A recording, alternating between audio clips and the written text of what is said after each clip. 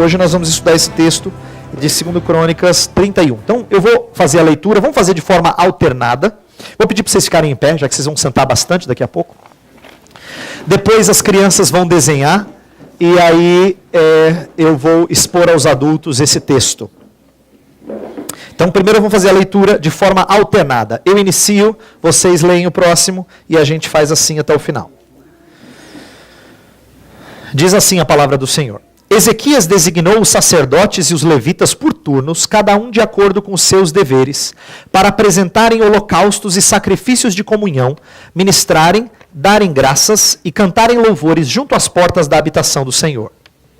O rei contribuía com seus bens pessoais para os holocaustos da manhã e da tarde, e para os holocaustos dos sábados, das luas novas e das festas fixas, conforme está escrito na lei do Senhor. Ele ordenou ao povo de Jerusalém que desse aos sacerdotes e aos levitas a porção que lhes era devida, a fim de que pudessem dedicar-se à lei do Senhor. Assim que se divulgou essa ordem, os israelitas deram com generosidade do melhor do trigo, do vinho, do óleo, do mel e de tudo que os campos produziam. Trouxeram o dízimo de tudo. Era uma grande quantidade. Os habitantes de Israel e de Judá, que viviam nas cidades de Judá, também trouxeram o dízimo de todos os seus rebanhos e das coisas sagradas dedicadas ao Senhor, o seu Deus, ajuntando-os em muitas pilhas. Começaram a fazer isso no terceiro mês e terminaram no sétimo. Quando Ezequias e os seus oficiais chegaram e viram as pilhas de ofertas, louvaram o Senhor e abençoaram Israel, seu povo. Ezequias perguntou aos sacerdotes e aos levitas sobre essas ofertas.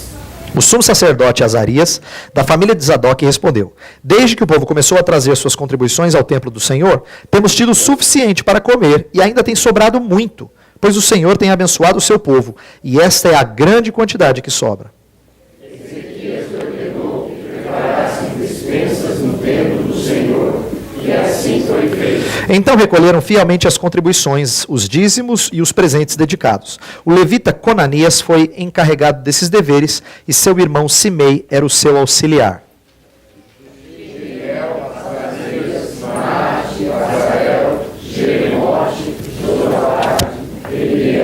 Ismaquias, Maate e Benai eram os supervisores, subordinados ao Conanias e a seu irmão Simei, por nomeação do rei Ezequias e de Azarias, o oficial encarregado do templo de Deus.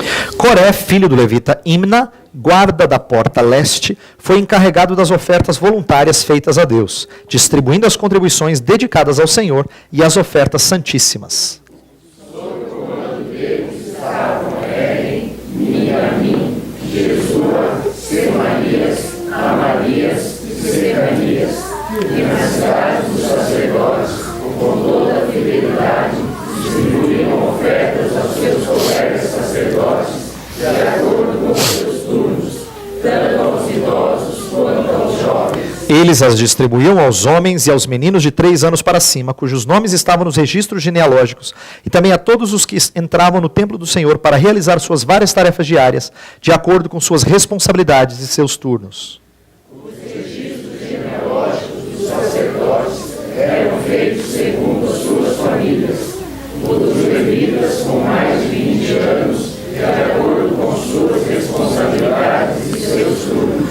O registro incluía todos os filhos pequenos, as mulheres e os filhos, e as filhas de todo o grupo, pois os sacerdotes e os levitas haviam sido fiéis em se consagrarem.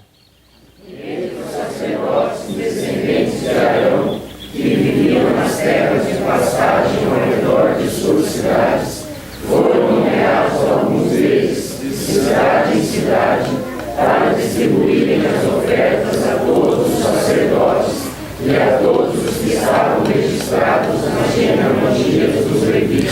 Foi isso que Ezequias fez em todo o reino de Judá. Ele fez o que era bom e certo, e em tudo foi fiel diante do Senhor, do seu Deus. Em tudo que ele aprendeu no serviço do templo de Deus, e na obediência à lei e aos mandamentos, ele buscou o seu Deus e trabalhou de todo o coração, e por isso prosperou. Podem assentar?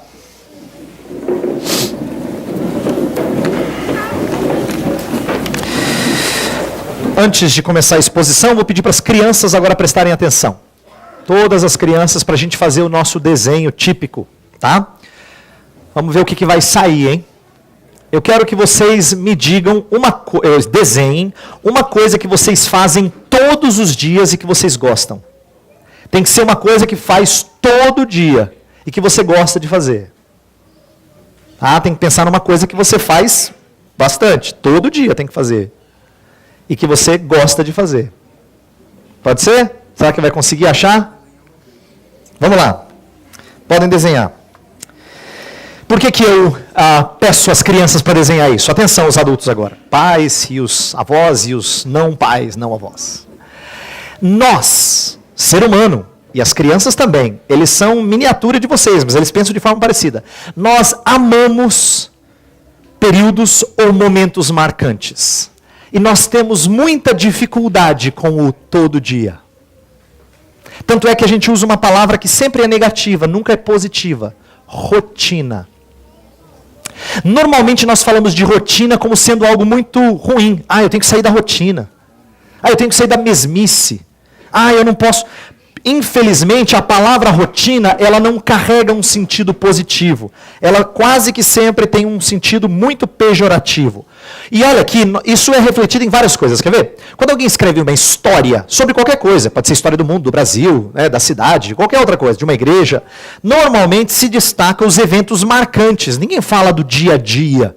É mais comum você narrar os grandes eventos da história. Quando se conta um romance, sempre se dá destaque às reviravoltas do enredo. Senão a história seria monótona. Você não tem lá um romance em que o autor gasta 30 páginas contando os detalhes de um café da manhã. Então ele mordeu o pão, então tomou um gole da xícara. Tem que andar um pouco mais rápido, senão a história fica chata. Porque a gente está acostumado às reviravoltas do enredo que chamam a atenção. Mesma coisa no nosso trabalho. A gente sempre olha para trás ou para frente baseado em grandes momentos. O projeto norteia o trabalho de muita gente. Se tem um determinado projeto que você tem que fazer na firma. Ou se não, a prova, para quem está na escola. A prova, você fica pensando no semestre, olhando lá na frente. O aluno já fica pensando, professor, não dá para diminuir a matéria? Ou no caso do esporte, todo mundo treinando, visando a competição. Por que eu estou dizendo isso? Porque, às vezes, a nossa ênfase é tão grande no que já aconteceu, dos grandes eventos, ou do que vai acontecer, que a gente perde o prazer das atividades diárias. Por isso que eu intitulei essa mensagem, O Prazer do Todo Dia. Na vida da igreja, essa tendência é preocupante. E eu acho que ela é comum. Às vezes a gente anuncia e celebra o acampamento, ou o chamado culto evangelístico, mais do que a atividade rotineira de domingo após domingo. Né? A gente tem o costume de exaltar essas coisas, os encontros de casais, ou os acampamentos de adolescentes, ou são as coisas que marcam a gente fala, quando eu fui naquele evento, foi muito marcante, Deus falou comigo. E às vezes nós perdemos de vista o prazer daquilo que é rotineiro, como escola dominical. O congresso ou o encontro parece ser muito mais edificante do que o típico culto de domingo. Por quê? Porque nós somos fascinados por eventos. Estou falando disso tudo porque eu gostaria de hoje me contrapor a isso. E levar você a pensar contrariamente a isso. Isto é, eu gostaria de argumentar que maturidade cristã só vem quando a gente aprende a ter prazer no dia a dia da vida cristã. Se nós não temos prazer no dia a dia da vida cristã, é um bom sinal de que talvez a gente não chegou à maturidade cristã. Cristão que vive de eventos não é saudável, é que nem ir comer na padaria todo dia, toda refeição. Não dá. De vez em quando tudo bem, mas sempre não. Não dá para comer comida não saudável o tempo todo. De vez em quando é compreensível, mas sempre é sinal de uma saúde desregrada. Não estou defendendo que eventos não sejam importantes e necessários na vida de uma igreja. Não estou dizendo que não pode ter.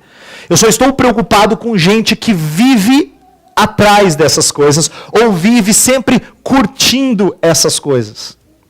Nós temos que ter preocupação com isso. Quero defender que a saúde de um cristão se mede muito mais pelo constante escovar espiritual da sua vida do que a esporádica aplicação de flúor. Às vezes o dentista tem que fazer uma vez uma coisa para poder sanar a falta do constante. Isso não é bom. Então nós vamos conversar sobre um rei que passou por uma experiência assim. Isto é, que passou do grande evento da Páscoa, que foi o que a gente falou no domingo passado, para a rotina, dia a dia de sacrifícios. O normal do culto israelita, do culto em Judá. O nosso texto básico é sobre isso. Ele fala uma lição importante para a comunidade que voltou do exílio. Por quê? Presta atenção. Eles estavam exilados, estavam numa nação estrangeira. A volta para a sua terra certamente é motivo de celebrar. Mas eles já voltaram e agora a realidade é bastante dura. Não tem nada muito grande para celebrar, porque não tem mais o retorno do exílio. Já aconteceu. Deixou muita gente empolgada. No começo, certamente uma bênção. Certamente motivo de agradecer a Deus dia após dia. Mas isso passa. E agora? E o nosso ânimo para fazer o que a gente faz todo dia, toda semana, o tempo todo. Eles estavam desanimados e precisavam desse encorajamento. Por isso que Crônicas é escrito contando a história do início ao fim para encorajar o povo. Inclusive, se você depois der uma folhada, não precisa fazer isso já, mas Crônicas começa com uma genealogia lá em Adão, até a volta do exílio, para contar a história deles do início ao fim, dando a eles noção de o que eles passaram e como Deus estava lhes dando uma nova chance de recomeçar, de continuar como a gente cantou. Mas eles precisavam de perseverança, de ânimo. Então, essa é a história que o cronista apresenta. Ele coloca Ezequias como a personificação de ideais que precisavam ser resgatados. Ezequias é um rei que conduz o povo, na sua época, a rever algumas coisas e a fazê-las com persistência. Então, por exemplo, Ezequias é colocado como modelo em uma série de atitudes. Ele tem a resolução de começar de novo depois de um período negro. O pai dele havia conduzido o povo a muitos pecados. Ele reconduz o povo a uma atitude de santidade. Ele tem zelo para com a casa de Deus. Nós estudamos uma passagem que ele limpa o templo e faz com que tudo esteja pronto para a prática religiosa. Ele também confia em Deus em relação aos seus inimigos. Ele se revolta contra o rei da Assíria. E nisso ele é exemplo. Mas eu queria destacar uma outra atitude dele que tem a ver com a mensagem dessa manhã. Que é assim, Ezequias ele incorpora o ideal da perseverança que dá sequência ao trabalho. E eu acho que esse ideal é importante que seja dito para uma igreja que acabou de ser organizada. Porque aquela euforia, depois de um certo tempo, passa. Mesma coisa com vida cristã. Alguns de vocês estão frequentando a igreja há algum tempo e no começo nós somos muito empolgados com algumas coisas. E às vezes depois desse começo, a nossa euforia passa. E Ezequias vai encarnar esse ideal de perseverança que dá sequência ao trabalho. Então, o que ele fez? Ele limpou o templo, ele celebrou a maior Páscoa desde os dias de Salomão. Estamos falando de 200 e poucos anos de diferença. Você imagina você celebrar uma Páscoa que era celebrada todo ano e dizer assim, essa é a maior de 200 e poucos anos. Então, foi um negócio grandioso. E mesmo sendo grandioso, acabou. Páscoa já se foi. Agora, todo mundo volta a prestar os sacrifícios comuns do dia a dia. Por quê? Porque esse era o funcionamento permanente. A vida tinha que começar a andar de forma rotineira. O rei, então, reestrutura as coisas de tal forma que ele trabalha com tudo. Eu quero que você dê uma olhada aqui no texto para destacar alguns versos. Como é que ele começa essa reestruturação para o dia a dia? Ele começa dando um exemplo. Versículo 3. Olha só.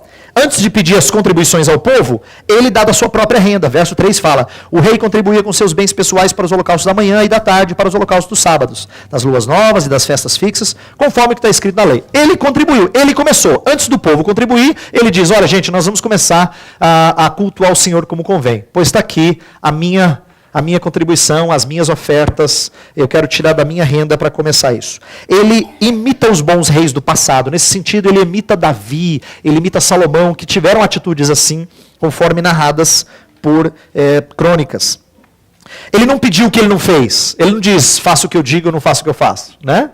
Não, ele convocou o povo a contribuir E ele deu o primeiro passo. E ele, na verdade, envolve todo mundo. Verso 4 fala que ele, olha só, ordenou ao povo de Jerusalém que desse aos sacerdotes. O povo de Jerusalém significa aqueles que estavam mais próximos. Verso 6, ele atinge outras cidades. Fala que os habitantes de Israel e de Judá estão alcançando outras cidades. E no verso 5 a 8 fala que houve muita contribuição. Olha só. Assim que se divulgou essa ordem, verso 5, os israelitas deram com generosidade, trouxeram tudo, e havia uma grande quantidade, e fizeram montes de tanta contribuição. É a ponto de Ezequias chegar lá e perguntar assim para os sacerdotes, e aí, como é que está a contribuição? Eu falei para o povo, eu fiz uma exortação, como é que o povo respondeu? Falou, olha rei, tem demais. Está dando e está sobrando. O povo está vindo e trazendo aos montes. Parecido com o que aconteceu quando o tabernáculo foi instituído lá atrás, na época de Moisés. Quando Moisés foi construir o tabernáculo, ele pede que o povo contribua, e o povo dá tanto que Moisés tem que pedir para parar. Gente, deu, tudo bem, não precisa mais. Aqui nos dias de Ezequias, ele está convocando o povo, e o povo está dando liberalmente. E o que ele faz? Ezequias faz uma coisa interessante. Ele armazena isso, coloca em depósitos para ser distribuído às pessoas depois. Ele prepara para aquilo que ainda viria. Tá? Então ele faz uma reforma abrangente. E com isso ele está convocando o autor desse livro chamado Crônicas, que tem a primeira parte e a segunda parte, está convocando os da comunidade do exílio a serem liberais assim também, a se dedicarem, a se envolverem no trabalho do Senhor. Essa ideia de contribuir liberalmente está presente em toda a Escritura. E precisa ser praticada sempre, inclusive por nós. Nós somos uma igreja que precisa ser composta de pessoas que entendem que contribuição é uma coisa que nós fazemos de forma voluntária, mas que tem que ser feita com liberalidade, com desprendimento. Alguns de nós não estamos acostumados a isso. A gente tem até pé atrás por causa da fama de igrejas evangélicas em só ir atrás de dinheiro. E nós nos escudamos nisso para segurar mais do que convém. E para sermos omissos na nossa contribuição liberal.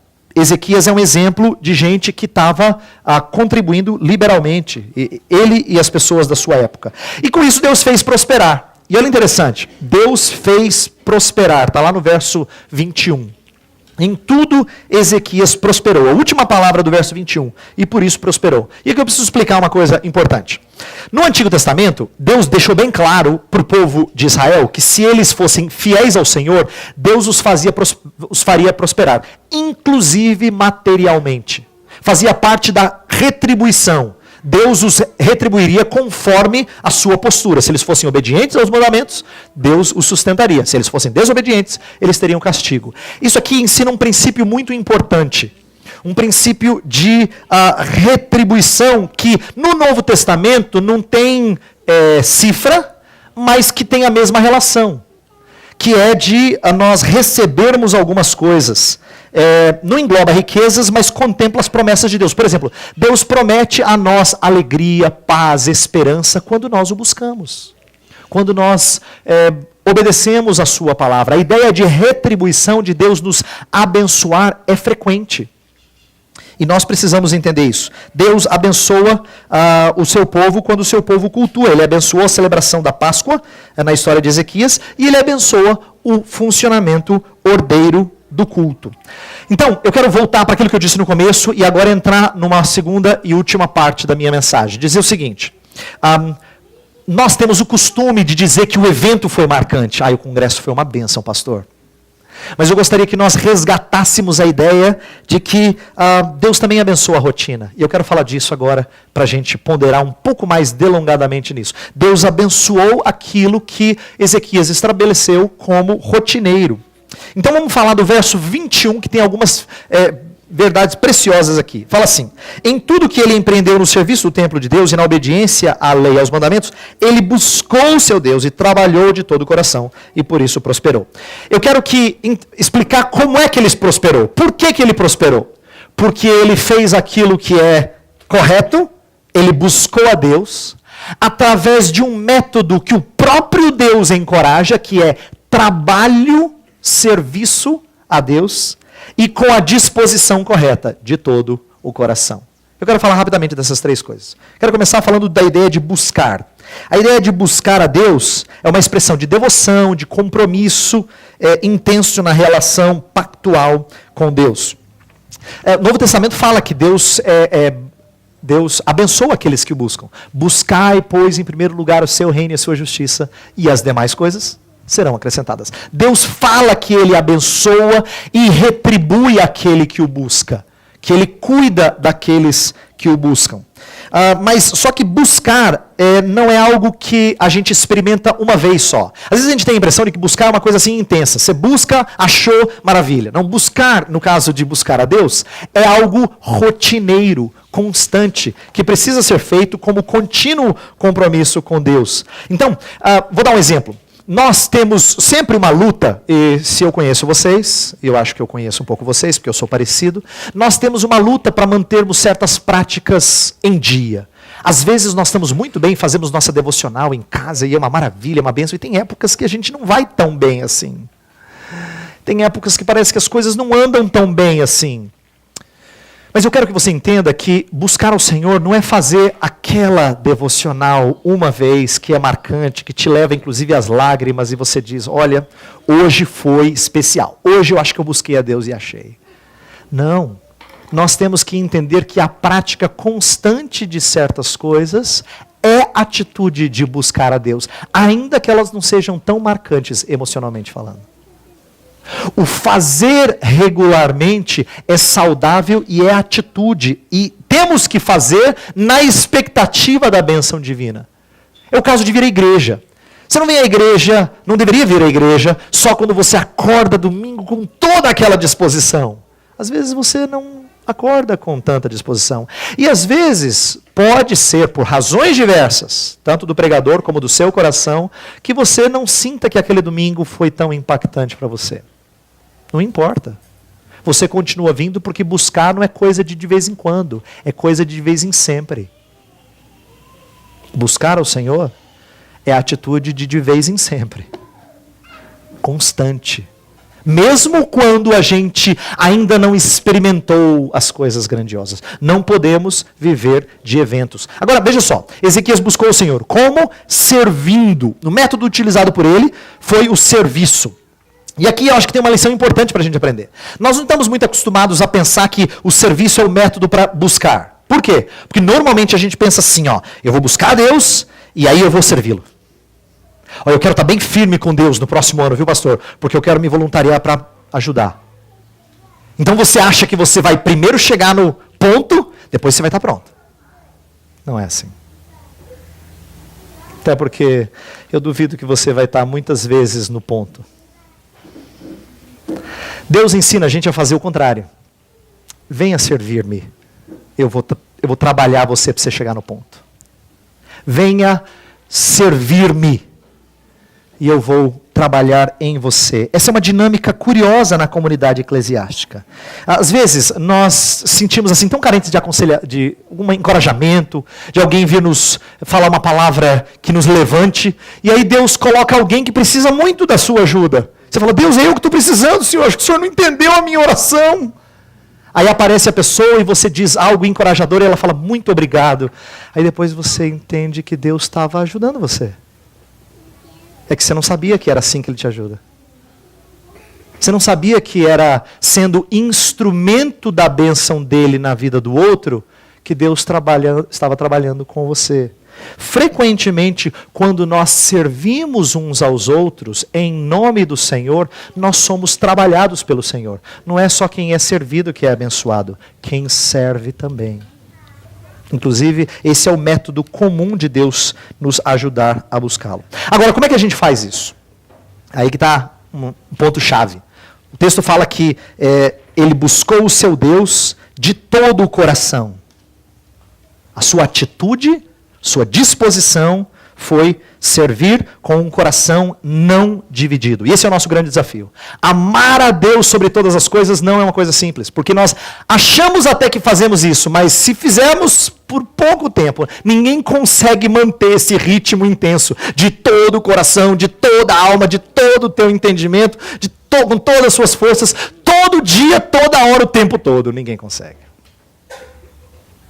eu duvido que a gente consiga, em algum momento e por tempo considerável. A gente não consegue. Mas essa é a nossa luta. Agora a questão é, o que significa buscar a Deus de todo o coração? Aqui significa que nós temos que buscar com um coração não dividido, não repartindo o coração com um pouquinho para Deus, um pouquinho importante até um pedação, mas um pedacinho para outros deuses. Davi, certa vez, escreveu assim: Senhor, ensina-me, dispõe-me o coração para só temer o teu nome. Eu acho linda essa oração. Dispõe-me o coração para só temer o teu nome. Ele temia o Senhor, mas a sua dificuldade era temer só o Senhor. Porque ele sabia que o seu coração, muitas vezes, era repartido em preocupações diferentes. Buscar a Deus e servi-lo de todo o coração não é algo que acontece, requer disciplina. E aqui vem um entendimento equivocado que a gente tem da palavra disposição. A Bíblia tem várias vezes textos que falam assim: fulano se dispôs e fez. E se dispôs e fez. E a gente está acostumado a usar disposição assim: eu não estou muito disposto. Eu acordei hoje indisposto.